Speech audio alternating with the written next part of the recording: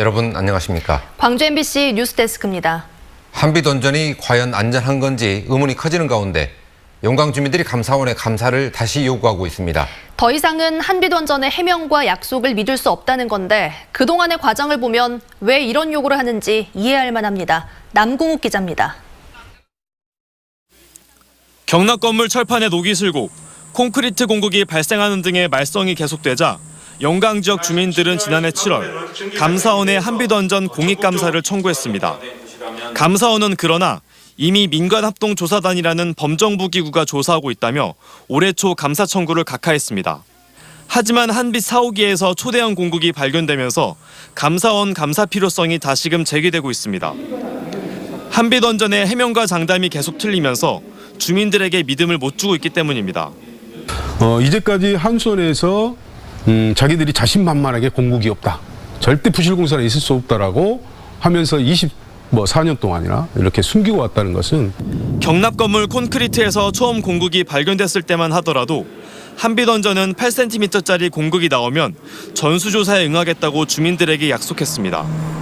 추가 조사를 시작한 지 얼마 되지 않아 깊이 30cm 이상 되는 대형 공국이 발견됐고 급기야 경납 건물의 두께와 맞먹는 1m 57cm짜리 초대형 공국까지 확인된 상황.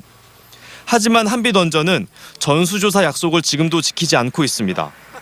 검사하지 못한 부분들이 많아요. 이를테면 접근이 불가한 지역, 그리고 상부돔 전체를 못했고, 그리고 무슨 수직 부분도 검사를 못한 부분이 많아서 감사 청구 각하가 부당하다며 행정소송을 벌이고 있는 민변은 소송을 기다릴 것이 아니라 이제라도 감사원이 감사를 착수해야 한다고 주장했습니다.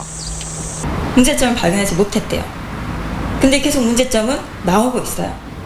그러면 운영하는 사람들만 문제가 아니고 관리하고 감시하고 안전 여부를 검토하는 사람들도 문제인 거예요. 그럼 이 사람들에 대해서도 감사를 해야지. 민변 등 시민단체는 한수원뿐 아니라 관리감독기관 역시 그 본연 역할을 제대로 수행했는지 감사를 통해 면밀히 살펴봐야 한다고 주장했습니다. 한편 원자력안전위원회는 당초 오는 9월로 예정된 한빛원전 4호기 재가동 계획을 늦추고 특별 점검 기간을 1년 연장하기로 했습니다.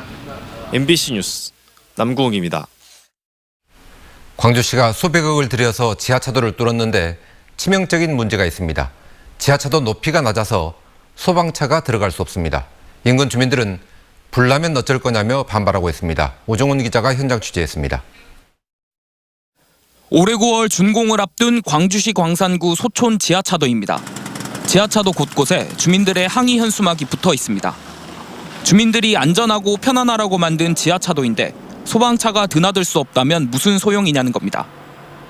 소방차가 활동하기 위해선 4.5m의 높이가 필요한데 이 지하차도의 진입 구간 높이는 3m에 불과해 소방차가 드나들 수 없는 구조입니다. 지하차도가 생기기 전엔 철길을 건너서 진입하면 됐지만 이젠 2배 거리를 돌아서 가야 합니다. 주변 천여 세대의 주택과 상가에 불이 날 경우 소방차 출동 시간이 종전보다 2배로 늘어난다는 얘기입니다. 도로를 입체야? 말은 좋지요. 입체하고 도로를 낸다 해서 해놓고 이게 웬 말입니까? 도로가 모든 게 황당하지요 지금. 주민들의 우려가 사실인지 소방당국이 소방차를 시험 삼아 소촌 지하차도에 출동시켜봤습니다. 소방차가 지하차도에 차체를 밀어넣어 보지만 더 이상 나아가지 못하고 멈춰야 했습니다. 결국 소방차는 지하차도를 통과하지 못하고 후진해서 나올 수밖에 없었습니다.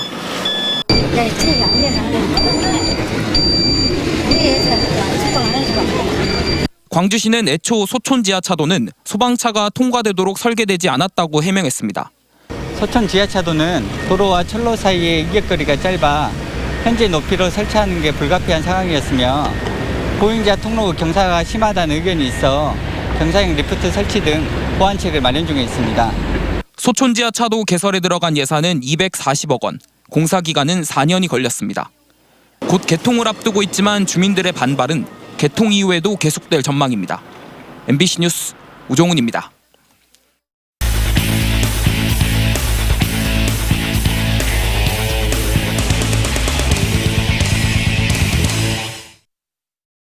세계 수영 선수권 대회가 내일 모레면 끝나는데 이미 경기를 마친 선수들은 광주의 명소를 돌아보며 남도의 전통을 체험하고 있습니다. 보도에 송정근 기자입니다. 수영대회 참가를 위해 지구 반대편에서 온 코스타리카 선수와 코치들이 유생복을 입습니다. It's time to change the clothes. Okay. 한복. 처음 입어보는 옷이라 다소 어색하지만 유건이라고 부르는 모자까지 쓴 채로 전통 체험에 나섭니다. 돌에 문양을 새겨 도장을 만드는 정각 체험은 보기보단 쉽지 않습니다. Well, it's very difficult for me, but it's absolutely interesting. 고풍스러운 한국의 아름다움을 느낄 수 있는 무등산 원효사. 처음 와보는 사찰의 대웅전에서 사진도 찍고 고즈넉한 절간 곳곳을 둘러봅니다. 입촌 이후 계속된 훈련과 긴장감으로 심신이 모두 지쳐 있었던 선수들은 대금 공연도 즐기며 피로감을 떨쳐냅니다. No había conocido Corea ni ninguna parte de Asia, pero hasta ahorita me está gustando mucho, la verdad. Estoy muy contento y muy agradecido de estar aquí. La gente es muy amable y te tratan muy bien. I like it because it's different from the city and I like the nature, so I was really curious how it looks like and it's very nice. It's a pity that's no sunshine. 수영대회 기간 동안 남도의 먹과 흥을 즐긴 선수와 가족들은 지금까지 320여 명. 선수들은 오랜만에 경쟁을 떠나 남도의 자연과 풍류에 흠뻑 빠졌습니다. MBC 뉴스 송정근입니다.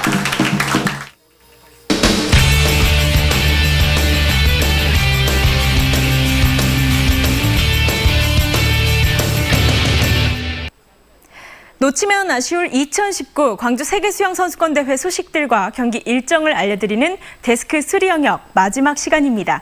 먼저 폐회까지 이틀 남겨두고 메달 경쟁이 치열한 대회 현장 소식입니다. 생존 수영을 배우러 수영장을 찾았다가 한국 신기록을 세운 한 선수가 있습니다.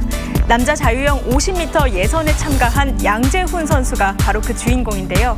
그의 기록은 22초 26으로 이번 대회 개인 종목에서 나온 첫 번째 한국 신기록입니다. 양재훈 선수는 어린 시절 태권도 선수로 활동했다가 그만둔 이력을 갖고 있는데요. 우연히 생존 수영을 배우러 갔다가 숨겨진 재능을 발견해 수영 선수의 길을 걷게 됐습니다. 이번 대회에서 비록 준결승에 오르지는 못했지만 큰 기대 없이 시작한 수영이 그에겐 인생의 큰 터닝 포인트가 된 것 같죠. 한국 여자 계영에 이어 한국 남자 계영 대표팀도 한국 신기록을 작성해 화제가 되고 있습니다. 이의연, 장동혁, 황선우, 이호준 이 4명의 선수로 구성된 한국 대표팀이 남자 계영 800m에서 거둔 기록은 7분 15초 05. 이전 기록보다 0.21초 단축한 건데요. 내년 도쿄올림픽 진출에는 실패했지만 희망을 봤다는 선수들. 지금 멤버 그대로 언젠가는 올림픽 본선 무대에 오르고 싶다는 같은 꿈이 생겼다고 하네요. 결승전 터치패드를 찍으며 1번, 시상대에 올라서 2번, 기자회견장에서 3번. 여기 짧은 시간에 3번이나 눈물을 보인 선수가 있습니다. 헝가리의 보글라르커 커파시 선수인데요.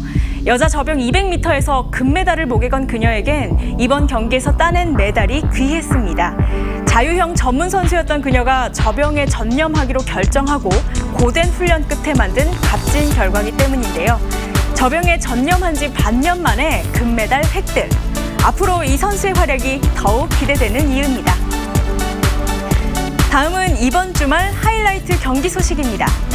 내일 6시 반 세계수영선수권대회 유일한 팀 종목인 수구에서 남자 최고의 팀이 가려집니다. 스페인과 이탈리아. 과연 승자는 누가 될지 관심이 모아지고 있습니다. 대회 마지막 날인 28일 여자 개인 혼영 400m 예선에서는 김서영 선수가 출전하는데요. 유종의 미를 거둘 수 있을지 귀추가 주목됩니다. 폐회식 소식도 빼놓을 수 없겠죠. 밤 10시 40분부터 남부대학교 주경기장에서 개최될 예정입니다. 지금까지 데스크 수리 영역이었습니다.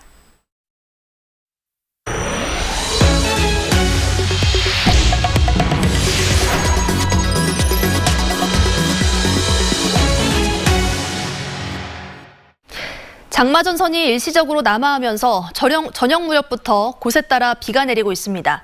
이번 비가 그치고 나면 다음 주부터는 본격적인 무더위가 찾아오겠습니다. 날씨 전망을 이다솔 기상캐스터가 전해드립니다.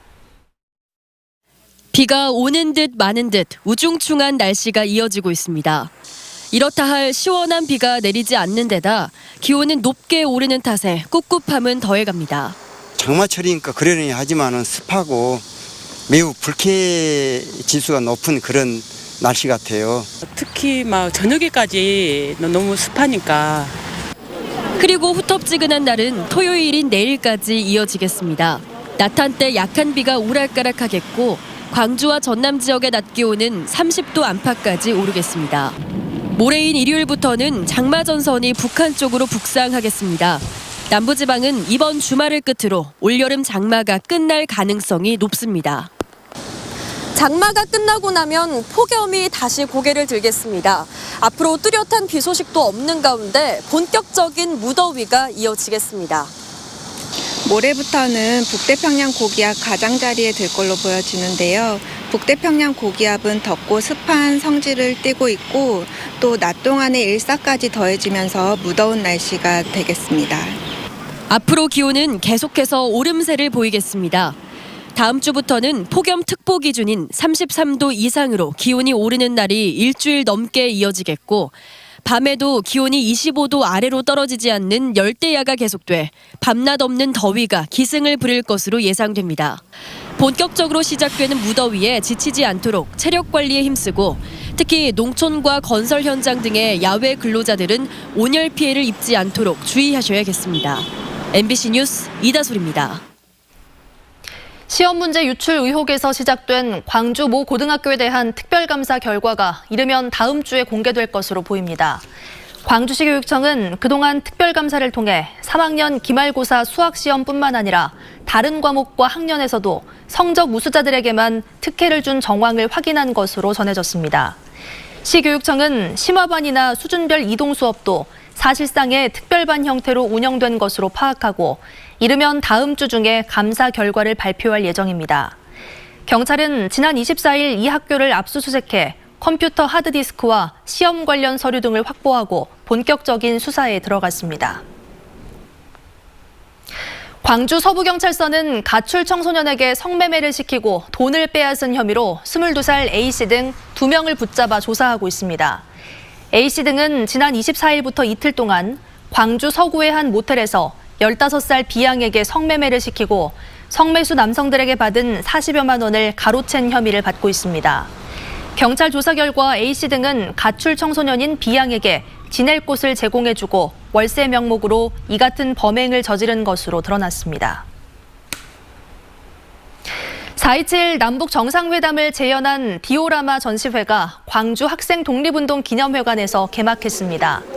디오라마는 실제 장면을 축소해서 만든 모형으로 이번 전시회에서는 지난해 남북 정상회담 당시 남북 정상의 도보다리 회담과 판문점의 풍경들이 실제처럼 재현됐습니다. 또 통일된 미래를 가상현실로 경험해보는 VR 체험 등 평화통일 교육 프로그램도 함께 운영됩니다. 광주와 전남 지역의 중소기업들의 경기 전망이 석 달 연속 하락했습니다. 중소기업 중앙회 광주 전남 지역 본부가 198개 중소기업을 대상으로 8월 경기 전망 조사를 실시한 결과 업황 건강도 지수가 전달보다 6.8포인트 하락한 76.8로 나타났습니다. 이는 지난 5월 이후 3개월 연속 하락한 것으로 내수 부진에 따라 중소기업들의 어려움이 큰 상황에서 휴가철 비성수기 영향까지 반영된 결과로 분석됩니다. 천사대교의 심한 진동으로 통행에 불안감을 느끼고 있다는 제보가 잇따르고 있는 가운데 관계 당국이 천사대교 개통 직후부터 이 같은 흔들림을 파악했던 것으로 확인됐습니다. 전라남도에 따르면 익산지방국토관리청은 천사대교에 초속 7, 8m로 남풍이 불 때 아랫바람과 윗바람이 만나는 지점에서 소용돌이 현상이 나타나 심한 흔들림이 발생하는 것을 개통 직후 인지하고 진동 저감 장치 제작에 들어간 것으로 밝혀졌습니다. 전라남도는 천사대교에 구조적인 결함은 없다면서 9월까지는 진동 저감 장치가 보완될 것이라고 밝혔습니다. 식품의약품안전처는 여름 휴가철을 맞아 비브리오균 식중독에 걸리지 않도록 수산물 섭취에 각별히 주의할 것을 당부했습니다. 장염 비브리오 식중독 환자는 최근 5년 동안 평균 80%가 7월에서 9월 사이에 발생했고 발생 장소는 음식점, 주요 원인 식품은 어패류였습니다. 장염 비브리오 식중독을 예방하려면 신선한 상태의 어패류는 섭씨 5도 이하 냉장 보관하고 냉동 어패류는 냉장고에서 해동한 뒤 흐르는 물에 잘 씻어 속까지 충분히 익혀 먹어야 합니다.